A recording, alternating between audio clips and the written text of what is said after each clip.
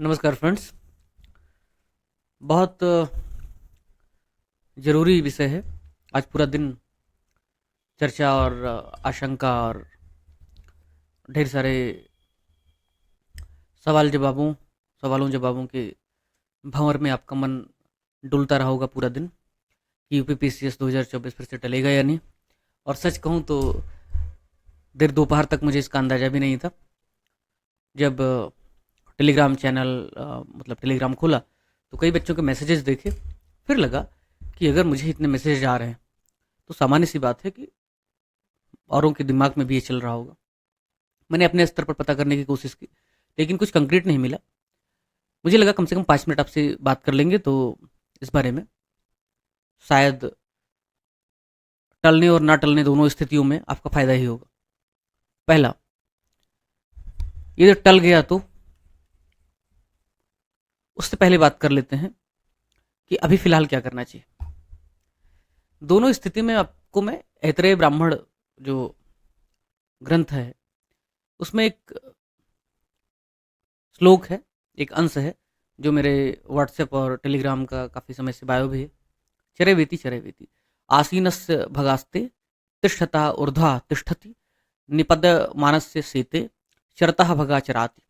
मतलब कि भाई जो बैठा हुआ है उसका भाग्य भी बैठा है, जो चल रहा है, जो गतिशील है, जीवन में जो प्रगतिशील है उसका भाग्य भी चलता रहता है।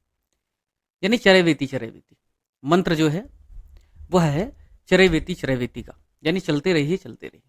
कैसे चलते रहिए? अगर मान लीजिए टल गया, फिर क्या करना है? टल गया तो भी आपको और जोर लगा देना है। अगर मान लो ये परीक्षा नवंबर के लास्ट में होती है तो आपके पास लगभग 2 महीने मिल जाएंगे। और फिर जैसा कि मैं बच्चों से कह रहा हूँ, अंत में तो डिप्टी कलेक्टर अगर आपको बनना है तो मेंस ही बनाएगा, या यूपीएससी में भी कहता हूँ कि भाई अंत में आपको मेंस ही अच्छा रैंक दिलाएगा। तो इमिडिएटली जो बच्चे मोर देन प्रिपेयर्ड हैं, अगर टल जाता है तो अपना 30% समय अक्टूबर के महीने का वो दें मेंस के लिए। और कैसे देना है ऑलरेडी भगीरथ प्रयास में हम बताते रहते हैं, फिर भी हम उसके लिए अलग से स्ट्रेटजी वीडियो लेके आ जाएंगे।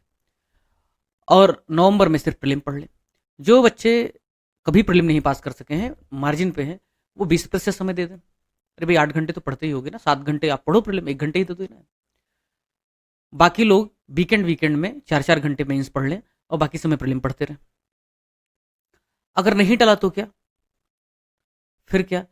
सो मस्ट गो ऑन। जिस तरीके से आप कर रहे थे अब 20% और पढ़ना शुरू कर दीजिए।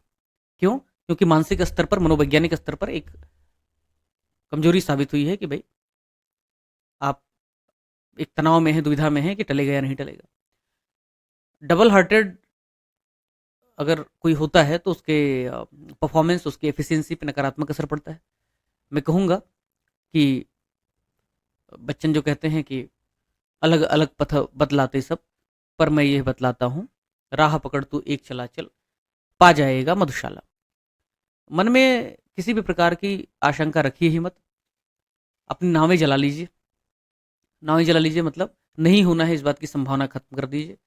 टलेगा इस बात की भी संभावना से इंकार कर दीजिए। ये मान के चलिए कि कल ही एग्जाम होना है, आपको अपने पूरा कड़छड़ समर्पित कर देना है। और फिर अगर टल जाता है तो फिर ये जो प्लान बताया है कि भाई फिर मेंस के लिए थोड़ा डिवोशन देना है, बजाय इसके कि 20% कम पढ़ना शुरू कर दो। चाहो तो और ज़्यादा पढ़ सकते हो, पर मेंस के लिए 20-30% फिर समय देना पड़ेगा अक्टूबर में, ताकि राह आपकी आसान हो जाए। प्रीलिम के बाद लॉन्च पैड तैयार रहे, सिर्फ आपको उड़ान भरनी रहे। और फिर ऐसी स्थिति में ये जो कहा, ये धैर्य मांगता है कि आपकी जो नाव है वो विचलित ना हो। मझधार में आप खड़े हैं, वहाँ पे आप चारों तरफ दृग्देश जहाँ तक पाता है, तम का सागर लहराता है, वैसा होने के बाद भी आप विचलित ना हो। तो धैर्यम धनानामि साधवा, धैर्य मनुष्यों का आभूषण है। आप धैर्य बनाए रखिए और सो मस्ट गो ऑन की भावना के साथ पढ़ते रहिए। कुछ समस्या हो तो कमेंट बॉक्स में बताइए या मुझे मैसेज कीजिए टेलीग्राम पर। एडमेत्री करके टेलीग्राम है और ये यूट्यूब चैनल है। आप आइए, हम तक पहुँचिए। किसी भी तरह से मदद कर सकते हैं तो ज़रूर करेंगे।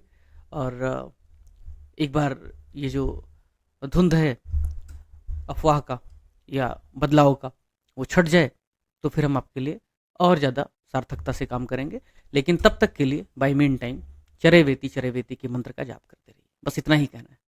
शुभ रात्रि।